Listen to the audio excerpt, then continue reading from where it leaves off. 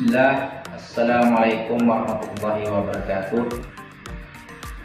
Alhamdulillah, di hari yang berbahagia ini kita akan belajar tentang kurikulum. Mungkin di awal pertemuan kita sudah mengetahui apa sebenarnya tentang kurikulum, yang mana kurikulum itu sama juga dengan dunia, yang di dalamnya ada hewan, tumbuh-tumbuhan, dan lain sebagainya. Tapi di dalam itu adalah mencakup kurikulum. Namun kurikulum itu adalah berkaitan dengan pendidikan. Segala sesuatu yang berkaitan dengan pendidikan itulah yang masuk kurikulum. Oke, untuk selanjutnya kita akan belajar tentang prinsip-prinsip pengembangan dalam sebuah kurikulum.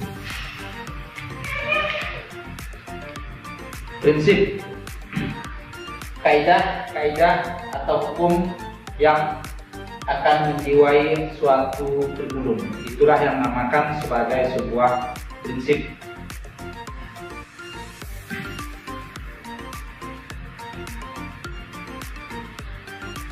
Prinsip kurikulum itu ada dua, prinsip-prinsip umum dan juga prinsip-prinsip khusus.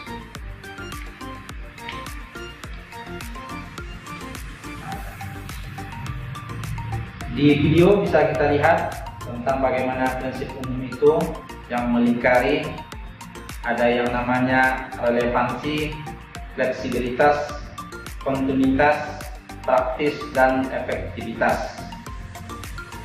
Yang pertama itu adalah relevansi. Relevansi itu ada dua macam, relevan eksternal keluar, relevan ke dalam itu eksternal.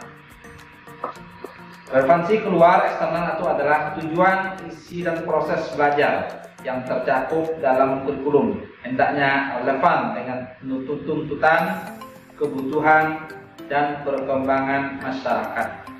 Pada saat ini masyarakat hidup dalam perkembangan teknologi, jadi segala sesuatu itu tidak terlepas daripada teknologi.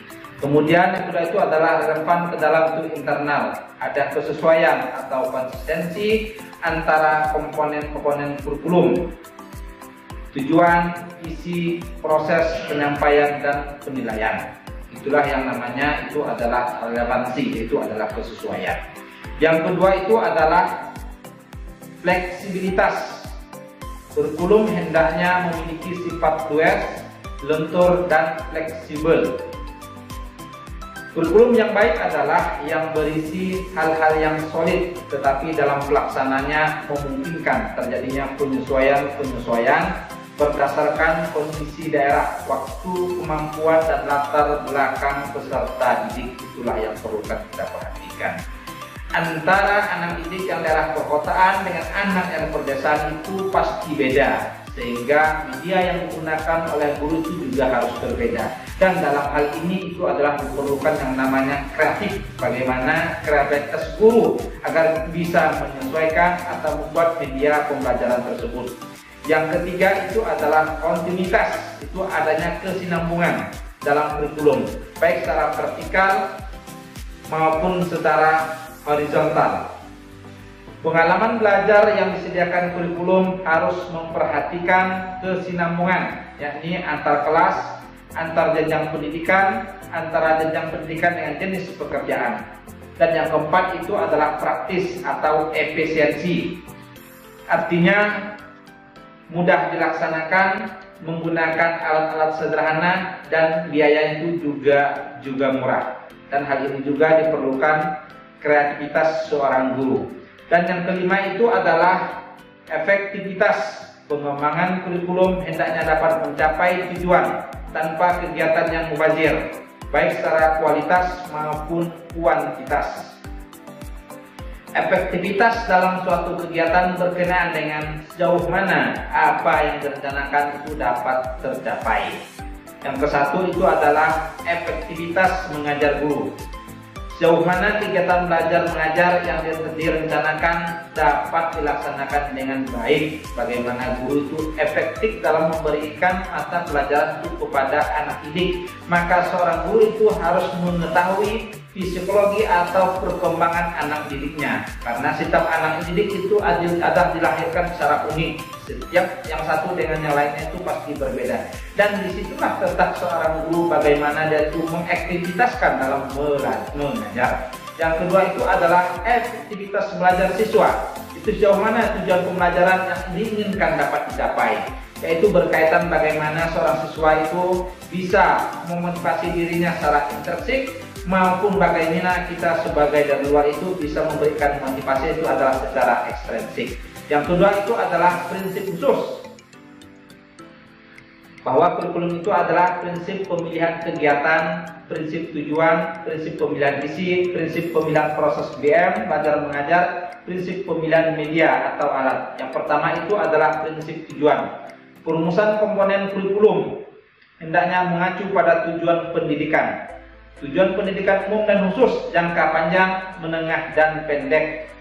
Yang kedua, perumusan tujuan bersumber dari ketentuan dan kebijaksanaan pemerintah.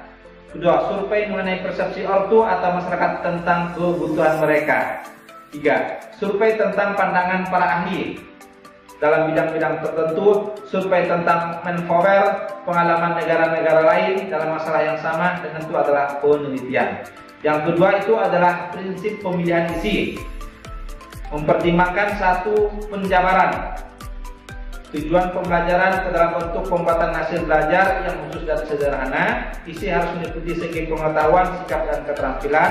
Unit-unit kurikulum disusun dalam urutan yang logis dan sistematis. Yang ketiga itu ada prinsip pemilihan proses. Mempertimbangkan apakah metode teknik belajar mengajar itu tepat, variatif, sistematis, dapat menciptakan kegiatan yang bertujuan kognitif, afektif, dan psikomotorik yang bukan hanya pengetahuannya tetapi sikap dan tingkah lakunya.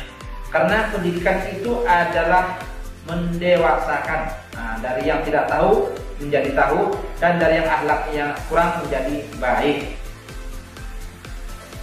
Kelima itu adalah lebih mengaktifkan siswa atau mengaktifkan guru atau kedua-duanya. Keenam, mendorong berkembangnya kemampuan baru, menimbulkan jalinan kegiatan belajar sekolah dan rumah. 8, itu mendorong penggunaan sumber yang ada di rumah dan di masyarakat. Yang itu adalah mendorong learning by doing. Dan yang keempat itu adalah prinsip pemilihan media. Bagaimana media yang baik itu digunakan oleh guru kepada anak didiknya. Yang pertama itu adalah media apa yang diperlukan, apakah sudah tersedia, bila tidak ada apa penggantinya. Nah, di sini itu juga diperlukan kreativitas itu seorang guru.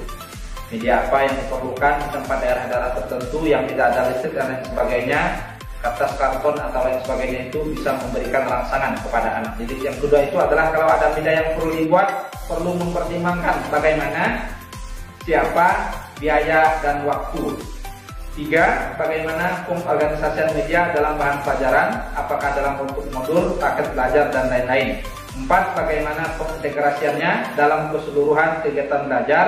Yang kelima, akan lebih baik kalau bermultimedia. Yang kelima itu adalah prinsip kegiatan penilaian, penyusunan alat penilaian tes, merumuskan tujuan umum yaitu kognitif, afektif, psikomotorik, uraikan ke dalam bentuk tingkah laku murid yang dapat diamati, hubungkan dengan bahan pelajaran, tuliskan butir-butir tes. Yang kedua, merencanakan suatu penilaian, kelas, usia, dan tingkat kemampuan kelompok yang akan dites, waktu yang dibutuhkan, bentuknya, uraian atau objektif, jumlah butir tes, apakah diadministrasikan oleh guru atau siswa.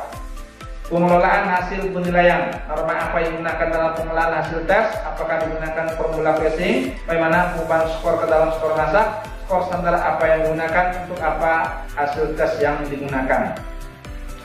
Itulah yang prinsip-prinsip dalam pengembangan sebuah kurikulum. Ada prinsip umum dan juga ada prinsip khusus. Prinsip umum itu pasti ada, dan juga itu prinsip khusus. Bagaimana intinya itu bagaimana guru memberikan pendidikan dan pengajaran kepada anak didik yang bukan hanya daripada kreativitasnya, tetapi bagaimana itu seorang guru daripada hasil pendidikan yang diberikannya itu ada hasil outputnya, yang itulah dinamakan sebagai kognitif, afektif, dan psikomotorik. Mungkin ini yang dapat saya sampaikan tentang prinsip pengembangan dalam sebuah kurikulum. Sekian dan terima kasih. Assalamualaikum warahmatullahi wabarakatuh.